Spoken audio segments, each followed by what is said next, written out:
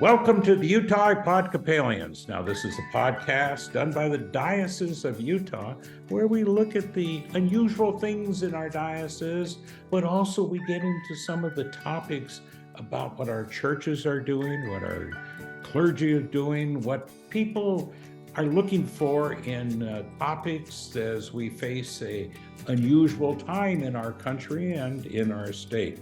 Now, with all that in mind, we have a special guest today, the Reverend Canon Dr. Pablo Ramos, who is the vicar of St. Stephen's Episcopal Church and San Esteban. And the whole point of what we want to talk about is the Reverend Ramos has a real interest, a passion, and a history in helping people who are perhaps new to this country, helping people as they kind of deal with some of the discrimination that we have been facing. And without further ado, let's get right into that. I want to look at the increasing plight for those, including immigrants who are working in traditionally low-paying jobs, the service industry, things like that. I know we hear about that, we read about it in the news. How bad is it out there for those who are working in what we traditionally call low-paying jobs? Well, first of all, thank you for the invitation, and I really appreciate that. Well, it is very, very, very bad for people to get a job, a stable job that can provide the necessary means to maintain a family. The way that many of these undocumented immigrants are treated at work is bad. It's very bad. They don't have any benefits, and they do the things that you can't even imagine that a human being will be put on to do in a workplace. So it is bad, Rick. It's very, very bad. It sounds like as a church and as Christians, you hear what you're just talking about, and some of the descriptions of what we know going on in the workplace.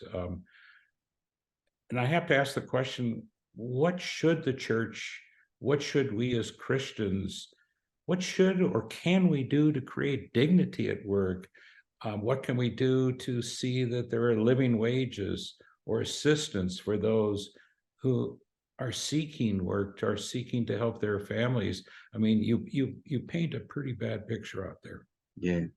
Well, I allow me to read 3 or 4 paragraphs of the things that the church should not be doing. Should not be doing, you're saying, Should right? not be doing. So let me read you this.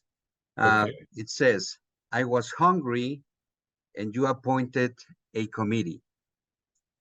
I was in prison and lonely and you only pray for my liberation and my loneliness. I was cold and naked and you talk about fashion and the professional beggars. I was homeless and you only told me that God is our shelter and rock. I was sick and you did not get close to me because you were afraid of getting sick. I was without homeland, work, and friends, and you only talk about international policy and inflation. So this is what we need to do first. But one day you cried out and you repent of all the above when you listened to the words of Jesus. Whatever you did for the least important of my children, you did for me. So we have to do something. What can we do? It's such a large problem. What can we do here in Utah? What can we do as Episcopalians? What can we do as those who have a voice. And that does raise that whole question. We're talking about people who probably don't have the voice that we do. When I say we, perhaps English speakers, perhaps those that have, I hate that word, connections, or those that have lived here, those that know the system, and in some cases, those that have the proper documentation. What can we do? What's a good place to start? Well, I think the first place to start is in our local congregations. I think we need to turn our buildings, our churches, into hospitals, you know, to heal the wounds of the suffering of our brothers and sisters, our immigrants brothers and sisters, and help them to adapt as soon as possible to this new system, and help them, to find jobs, you know, to make sure that they can call the authorities if there is some discrimination or abuse or things like that, that they should not be afraid, or that they can call the church, and we will find ways uh, to do justice, for these people. So you're asking, and it seems very reasonable then, that a good place to start would be if we recognize what I'm sure you go through every day when you are advocating for human beings to have human dignity. Yeah. That if we became advocates, like you say, more than praying, we became those that did that. That sounds like it would be a great start. What else can we do? I know we've passed resolutions, and it almost sounds hollow from what you said about what we do. We pray, Yeah. we passed resolutions calling for living wage. Um, what can we do there? I know that so many people are working for, when we say the word below poverty line, I mean they're not even in the system on poverty. Poverty line, let's say even people are talking about $15-20. It's pretty hard to make a living, and we're talking about people that are $3 and $4, or even um, getting their wages cut from them or taken from them. What can we do about that? Well, I think we should be working in at different levels. I am of the opinion that it should be a cry out for the Episcopal Church uh, uh, about the situation of immigration in this country, to constantly, bombard the our churches and the society in general about how our brothers and sisters, our immigrant brothers and sisters, are treated and are suffering in this country. Many of the debates that you hear in coffee shops, in restaurants, even in churches, are based in a lot of misinformation. You know, like, undocumented don't pay taxes. They come and just take jobs that our uh, uh, citizens here need, and we immigrants are the cause of all the problems of this of this country. So I think the Episcopal Church should be, launching a campaign about the immigration, put it in not only in Latin America, but also now in the global context of what immigration uh, means in this century, because we don't hear too much about that.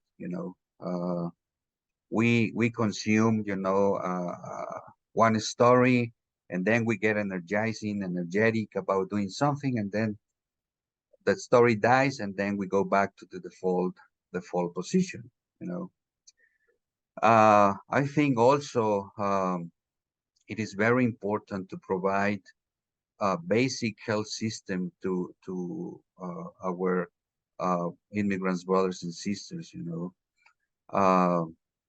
uh, what happens, Greg, is they start feeling not good or with a little cold or whatever, and because they can afford going to emergency care or to a hospital, the illness gets worse and worse and worse. So they ended, after a month or two in the emergency care unit. Uh, and then, of course, they cannot work for 2 or 3 weeks and without income. They can pay rent, they can provide for the family. So we start creating other problems that are directly related with immigration, but many people don't see. Uh, during COVID, I know about this, but I saw this so clearly that during COVID, I discovered this underground health care system that exists. When uh, our brothers and sisters that cannot afford, again, the normal healthcare or the typical uh, healthcare program that you and I have, they go to these markets or stores. We buy medications and sometimes get an injection, and who knows if the medication is the right one or the good one, but they don't have any other option. That is um, sadly fascinating to hear. Hmm. I, I work part-time in television news too, and I hear stories like that, but I didn't know that some of these really exist. And so tell me that we have in this time in 2023, we have human beings who are going to the local market and in desperation because they can't get even the most basic of healthcare, that they're seeking it from certainly people that aren't qualified to be giving healthcare. Hmm. Then the other thing that just amazes me, we have folks that say, well, we must deny them healthcare, Yeah. a nickel's worth of healthcare, but then they're in the system. They're Mhm. among our children, among our people. They're in, and it's completely destroying some things there. Tell me more about these markets, that kind of this underground healthcare, probably welfare, probably how people are helping each other uh, in the shadows. Well, there are places that people know they can, when they are get sick, um, they can go and get medication, for whatever they feel they have, you know. Uh, especially with construction workers, when they have pain because they have suffered an accident.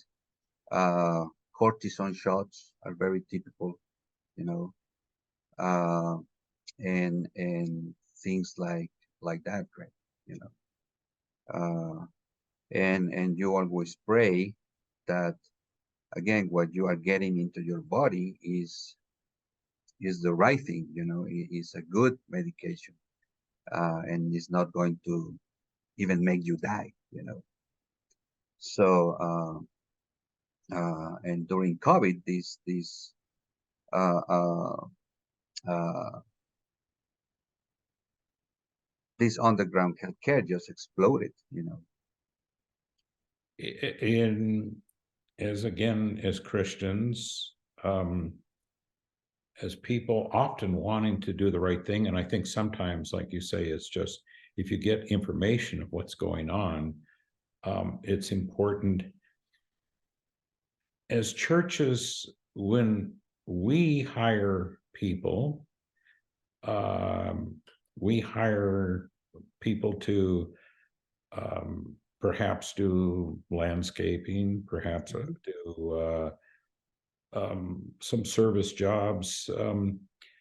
What should we be doing that we know, if we're hiring folks to come and work in our homes with us, that is helping to guarantee, or to at least make a better case that that worker is being treated with dignity, because we just don't know, and when we hire a crew to come and do something, what should we be doing? Well, that's a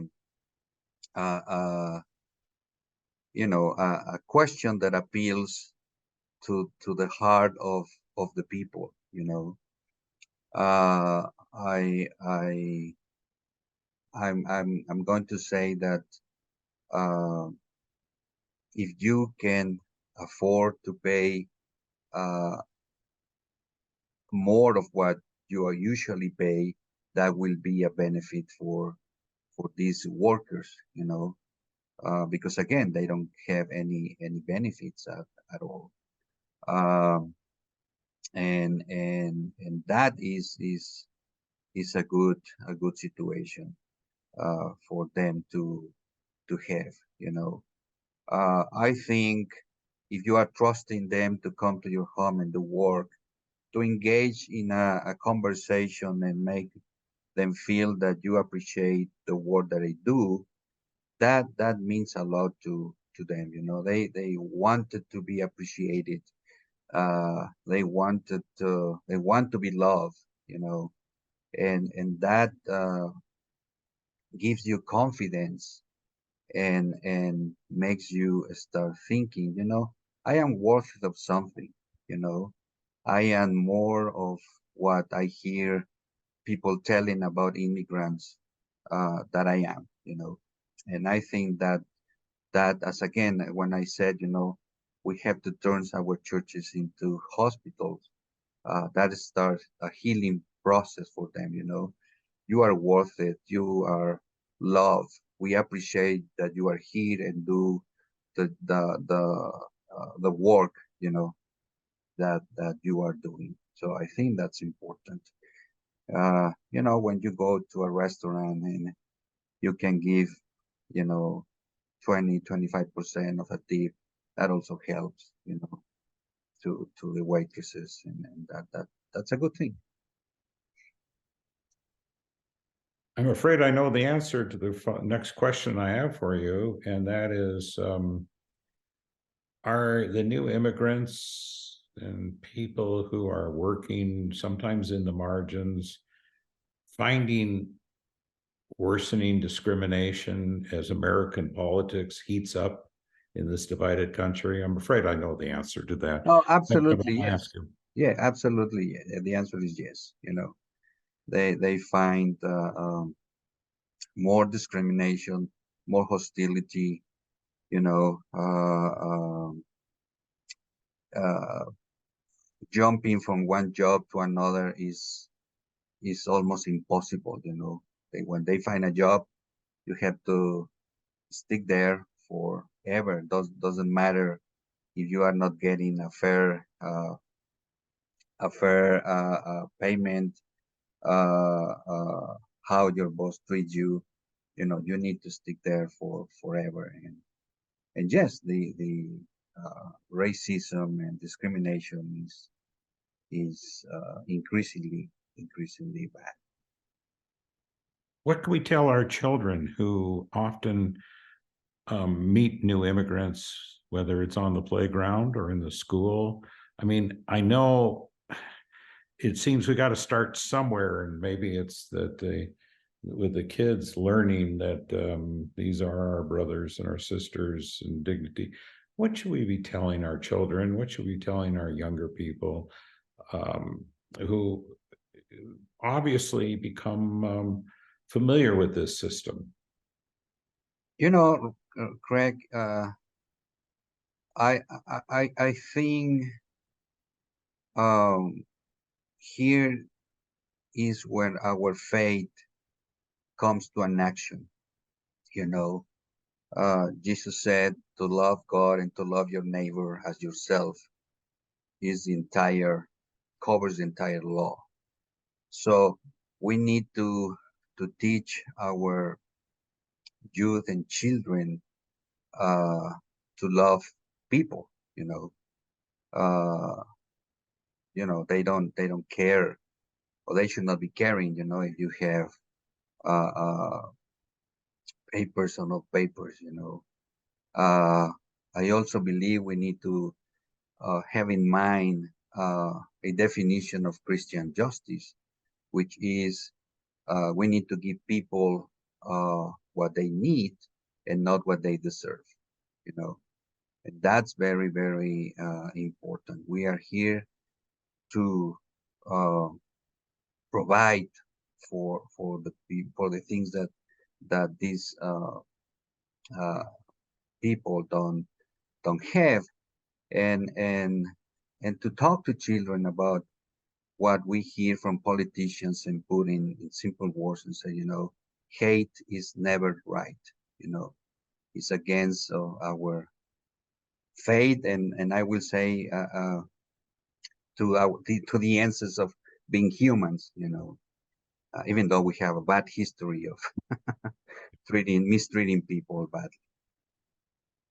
We just have to. I mean, you've brought a lot of thought to this conversation, and just things that sometimes we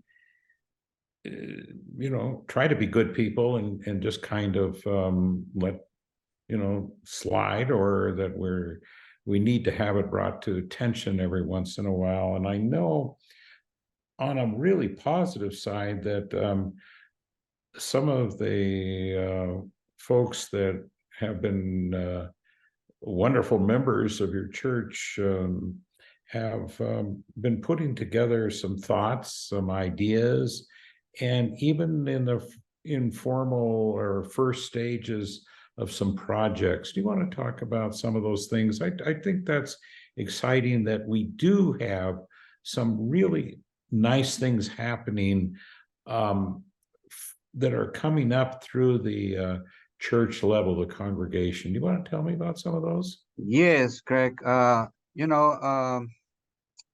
think it was 2016, I believe. I received a telephone call from Bishop Scott and asked me to write a grant to the Episcopal Church Foundation about a youth program. And I came with the idea of the need to do something for the first generation of immigrants and talk about what it means to be the in-between culture. What that means is the first generations of immigrants, the children of the parents that came for the first time to this country are in limbo. And what I mean by that is they are not, from the outsiders, they are not real Americans because they have a Latino or Spanish last name, and because the color of the skin. And from for the relatives back in Mexico, whatever country they came from, they are not real, I'm going to say in this case, Mexicans, because they speak no Spanish, or because they speak a funny Spanish, and because they don't eat the traditional Mexican food. So these first generations of immigrants are completely dislocated. Hmm. Where do I belong? People tell me I'm not a real American, and by the other hand, people tell me I am not a real Mexican. You know, so we see that need there. That in the church, and by the grace of God, these people can find their own identity. And we start the program here at San Esteban, San Stevens, meeting with children and youth twice a week. Um, with Mondays, one of our members, Rick Stevenson, teach yoga. And I remember so clearly when he said that he got his youngest student, which was a 3 years old little boy. And yoga did bring to these children and youth uh, uh, a way to calm down the stress, uh, to relax for a moment, and listen to the teacher with statements that they start repeating. And it was a great sense Hmm. of community on that. And then we provide lunch. And the other day, Amy, Bishop Scott's wife, came and do art with the kids. Uh, we talk about art and faith, you know, and it was a great successful. We have a lot of kids. They love Amy. They love doing something after school. Uh, the idea of not being at home by themselves playing games or doing nothing, and then suddenly have a big place when they can do art. It was an amazing thing. Then sadly, COVID came.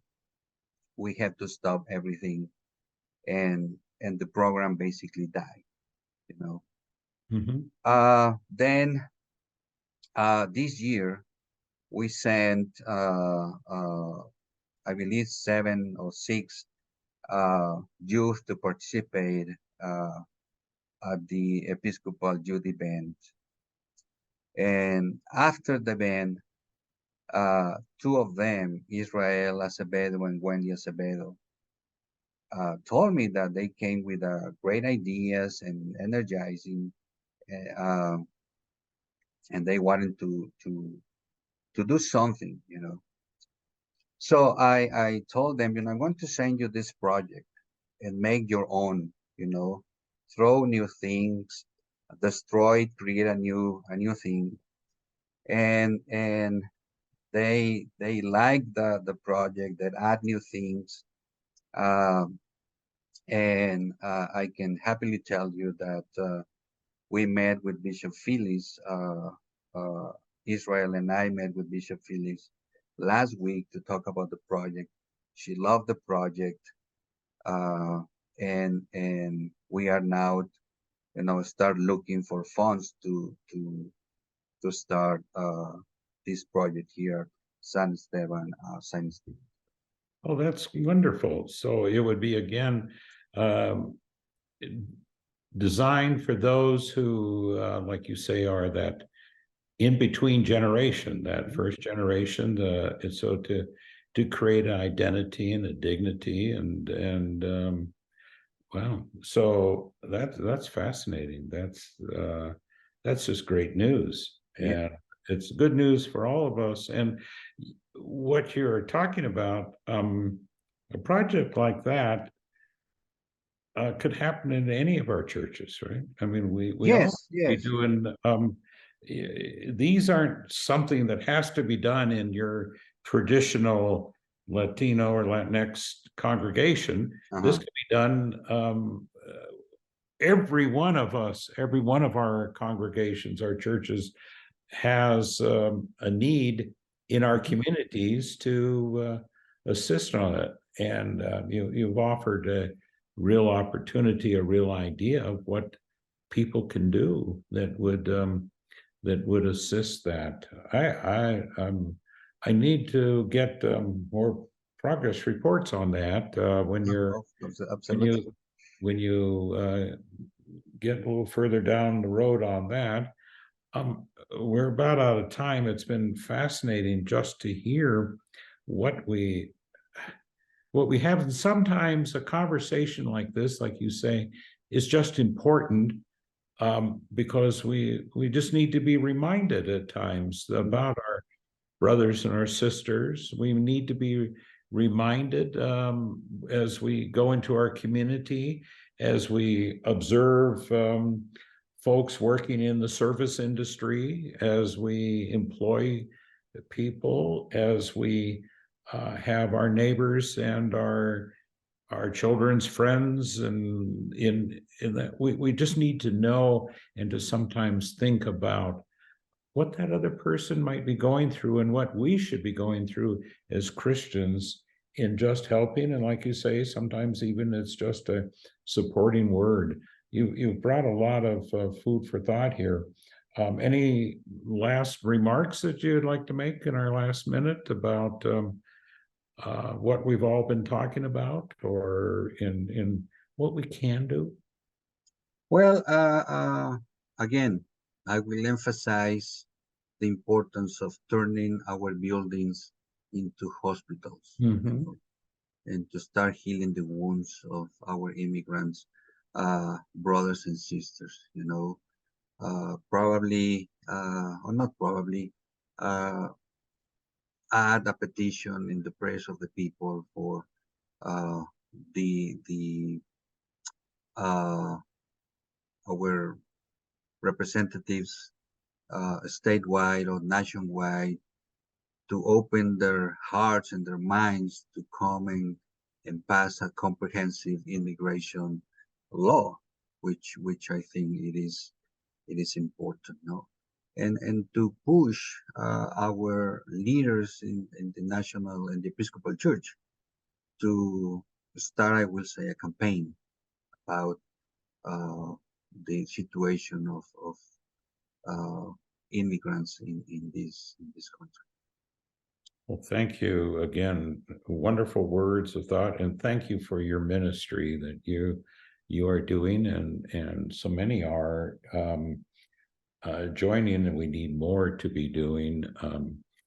And the Episcopal Church in Utah has two congregations traditionally in Spanish, and the work has been amazing. Your work has been just for years and years and years. It's God-given, and thank you so much, and blessings to you. Our guest has been the Reverend Canon Dr. Pablo Ramos, and who has become an expert in all the work at well, and I use that word expert. I know you're very humble about it, but you're the one that's the expert here. So at San Stauben, and also St. Stephen's, the vicar in West Valley City, a wonderful place to go pray and to meet those from all over our area and our congregations. Thank you so much for being part of the Utah Epodcopalians. It's a podcast done by the Diocese of Utah, where we explore what's going on in our unusual church in this unusual place called Utah. Thanks for listening. Thank you, Greg.